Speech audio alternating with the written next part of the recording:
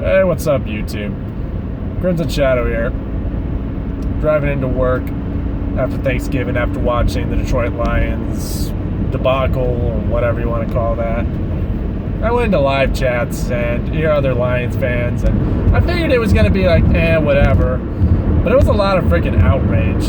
Now, don't get me wrong, I can get why we're all upset, because it's the big game and all that. It's important in a philosophical way or whatever. But at this point, I'm thinking to myself, who really cares? I mean, I got blocked by Mobby, which that's like, I should have known better, because honestly, Mobby, when he gets like that, gets on a rage, he's kind of like a Pokemon using the move Outrage. It's just gonna keep going. There's no stopping it unless you switch it out, which in this case, go to another YouTuber. He's just gonna keep going till it calms itself down. That's the only way that's gonna work. And it's like, I love Mobby. Mobby's one of my favorite guys, but dang, he is a king at just talking absolute crap. He's smart, don't get me wrong. And I'm not going to give him crap saying, oh, he's from Ohio. How the heck is he a freaking Detroit Lions fan? Because if you do that, that's a douchebag move. I want to be a Detroit guy. Who the heck can? It's not even wanting to be a Detroit guy. It's just you're a fan of the team. That's just it. Anybody who's like saying you're a wannabe Detroit guy is stupid. I give more respect to anyone that can actually support this godforsaken team, really. But my point, what I was making, because here's the thing. A lot of people want to blame this game just solely on McKissick and just call it a day. Blame it on McKissick, call it a day, call it a wrap, because, yeah, that play he made, yeah, it was bad. It was bad. There's no doubt about that. I've seen McKissick do good stuff this year, don't get me wrong. But that was probably the worst play he's done so far. But the thing about it is, did McKissick give up almost 300 yards of total offense to the Bears? The same offense that has about the most freaking impact as a goddamn water pistol. And if you want to make that argument, it's like, did anyone really think we were going to win this game? This is the same team that lost to the 1-9 Redskins. Did anybody? I was calling we were going to lose it by the half. I'm sorry. It was not going to happen. Not going to happen. And here's another defense for McKissick. Why didn't we go for it on 4th and 2? I know it's not fair to make that argument now because of after the fact, but you could have. Send him Bo, your precious Bo that you love so much. Just send him in and, he'll get it right there. I mean, don't get me wrong, he's no freaking Duckett, but he'll get it through, maybe. Seriously. But I can only do that because after the fact. And I guess that's not really fair for me to make that argument. Now, I will say, like, I can defend Bevel to a point, but this running back by committee thing is getting out of hand. I cannot stand this whole, he's a hot hand, let's bench him. Yeah, that's a great idea. I don't agree with benching Scarborough just as much as the next guy. Don't get me wrong, McKissick's a dang good back. He is definitely not bad, but Bo was the hot hand. Why are you stopping it? Why are you stopping a good thing? But at the end of the day, I blame the defense more than anything.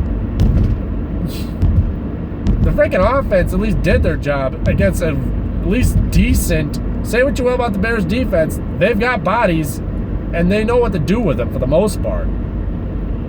I'm actually really impressed by our offense being able to actually do anything, especially David Blau and Driscoll. They were actually able to do things to that defense. Rookie QBs. It's like, can I think of any offensive coordinator that would have been able to do anything with our backup QBs? Not likely. Cooter would have had them and they would have been sent to the firing squad. You might as well have just sent them to freaking death row. Seriously, they would not have made it. They would have died. That is an understatement. But God, what is with our defense? Now, there's a lot of young guys on our defense that I'm really looking forward to seeing develop. But where do I point the finger? Where do I can't point at Trey Flowers. Flowers is actually somewhat decent this game. He at least got a sack. I mean, he at least did some stuff. Do I point it at just injuries? Do I point it at Stacks Harrison's pecker problem? Do I point at freaking hand and his Ziggy Ansah, like, broken bone everything? Do I point it at Slay for not giving 100? Which, actually, I can't even give Slay crap this time because Slay actually got an interception. He actually did something. Oh, yeah, you did something on a national broadcast game. Yeah, give yourself something good now. And do I blame our linebackers for not covering? I guess they'd be, the most easy one to do because we don't have a linebacker that can cover. Tavai, I love Tavai, don't get me wrong, but he's a rookie. I don't trust him at middle linebacker quite yet. I've seen him give a good couple blocks this year. I have. But he still needs time. Davis? No. Davis is not a middle linebacker no matter what anybody ever tells you. Never will be. I still think Davis is a good player. He's no freaking Hall of Fame guy. He's a dang good player. But he's a one-trick pony. He can only...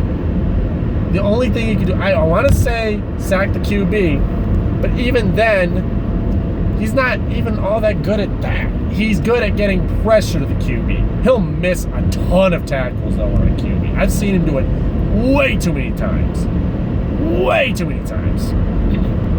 He needs a number 2 guy. He needs a guy to help him out with that. Kennard is good. I like Kennard. He's better at coverage than Davis, but not by much. Christian Jones, he's a good secondary back, but he's not a first string. Not a first string. Not even close. God, Jones. I mean, I'm not mad if we keep him or lose him. It's just he's a second string guy. He's not a good blocker. I don't even know why we even keep him in there, really.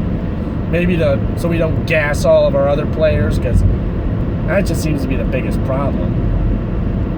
So I don't really know where to point the finger at. We are a young team. Do I say fire Matt Patricia? No. That, again, one of the many things I agree with Mobby with, that's stupid. There's no point in firing him. What's the freaking point of firing him now? Really, what is? You know what happens if you fire him now? We're no better than the Cleveland Browns. We won't let things develop. That's why the Browns suck, because they don't let things develop. They don't. And they're starting to learn from the mistakes. I mean, I still said that was a dumb idea for the Cardinals to fire their first-year head coach. It's a rookie head coach. It is. And that's the thing. I've seen what Patricia's defense can do. Does anybody remember us holding down Patrick Mahomes? No? Okay, let me remind you. Without Darius Slay, we held back Patrick Mahomes. When this defense is 100%, we held back Phillip Rivers. Say what you will about Rivers, but he's dang good. He's at least good enough that if he was playing us now, he'd carve us like a turkey. Carve us up. No doubt there in my freaking mind now. So, what's the issue now? Where do we point our finger? Do we point at another player and just take the easy way out? Do we point at the organization? I don't know where to point it at. I don't. Honestly, at this point, what I'm looking at right now, I think this team is just spiritually broken, and I think that's the biggest problem right now. Is once we started losing, the team lost its will, and there it went, downhill. We beat all these winning teams in the beginning, and then we just right down the crapper. And where do we begin? There's another one. Can I blame because we traded Diggs for nothing? Do I blame that? Ever since we traded Diggs, our defense seemed to really take a really big hit. But again, he wasn't doing nothing. So, do I blame that? I don't know. Seriously, this team is strange. You can't predict this team. Anybody here's the thing about all Detroit Lions YouTubers. You gotta take what they say with a grain of salt. I'm not gonna be the guy to tell you what we need to do.